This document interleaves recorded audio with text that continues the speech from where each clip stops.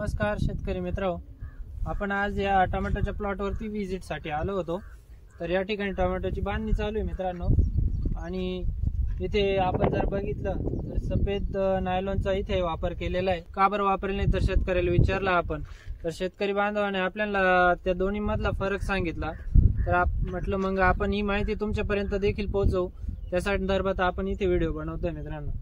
तर आता ही आपण बघू शकतो ही सफेद नायलॉन आहे आणि आपण जी जुनी पारंपरिक पद्धतीने आपण जी सुतळी वापरत आलेलो आहे त्या सुतळी मधील फरक बघतोय। ती सुतळी दिवसेंदिवस तिचे रेट वाढत चालल्याने आपल्याला ती परवडत नाही आणि तिचं वजन असल्यामुळे ती क्वांटिटी तिची फार कमी येते।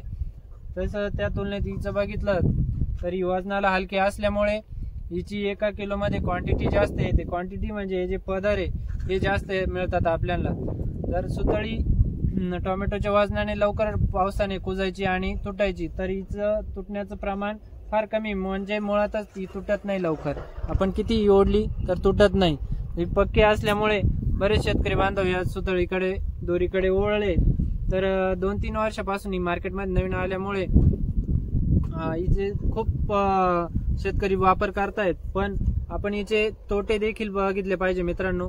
तोटे असे की शेतकरी बांधताय, आता ही बांधणी करताय, पण ज्यावेळेस आपली टोमॅटो संपूर्ण तोडे होऊन ज्यावेळेस आपला प्लॉट काढायचा असतो त्यावेळेस आपण वावरातच हे टोमॅटो उपटून आणि टर मारून घेतो किंवा त्याची सेंद्रिय खत तयार करण्याचा आपला प्रयत्न असतो। पण त्या सेंद्रिय खताबरोबर आपण हे नायलॉन जर आपण त्या जमिनीमध्ये मिक्स करण्याचा प्रयत्न केला तर हे प्लास्टिक असतं मित्रांनो, कधीच न कुजणार।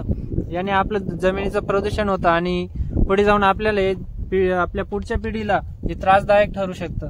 त्याच्यामुळे जर आपण आपल्या प्लॉट मध्ये वापरणार असाल तर हे या तारी लगत इथून कट करून आणि पूर्ण हे झाड सगट उपटून हे आपल्या वावराबाहेर आपण काढलं पाहिजे, जेणे हे आपल्या वावरात प्लास्टिक पसरणार नाही आणि जमिनीचं प्रदूषण देखील होणार नाही। तर असे सुतळीचे फायदे आहेत मित्रांनो। या दोन्ही मध्ये जर आपण रेटचा विचार जर केला तर ती सुतळी आपल्याला 125 ते 30 रुपये किलो भेटते, हिचा पण रेट तोच असेल। पण मित्रांनो जर ती सुतळी आपल्याला एकरच्या बांधणीला 30 किलो लागत असेल तर ही त्याच्या निम्मेच लागेल, म्हणजे 15 किलो मध्येच आपल्या एकर बांधणी होती, म्हणजे बऱ्याच प्रमाणात आपली पैशांची बचत होती या ठिकाणी। तर आपण हा जर फायदा बघितला, पण दुसरा देखील आपल्याला तो तोटा आहे। पण आपण जर त्याचं चांगल्या पद्धतीने प्रतिबंधात्मक नियोजन केलं तर आपल्याला चांगल्या या ठिकाणी पैसे बचत होईल आणि पुढच्या पिढीचं देखील आपण संरक्षण करू। जी दिलेली माहिती जर तुम्हाला आवडली असेल मित्रांनो तर आपल्या व्हिडिओला लाईक करा, चॅनलला सबस्क्राईब करा। धन्यवाद।